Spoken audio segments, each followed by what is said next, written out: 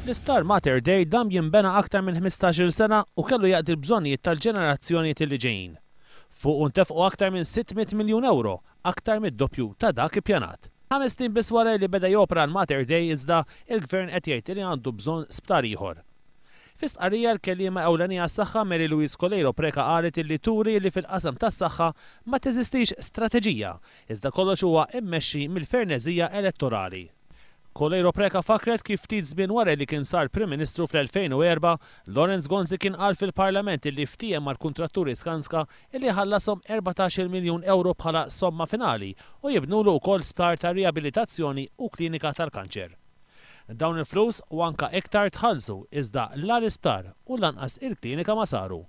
Minflok il-gvern kellu jerġa' jiftaħ l-isptar Kellingrek fl-isptar San Luqa għar-riabilitazzjoni u issa se jikri jew jixtri sptar ġdid bi spiża ta' mill-inqas 12 miljun euro oħra.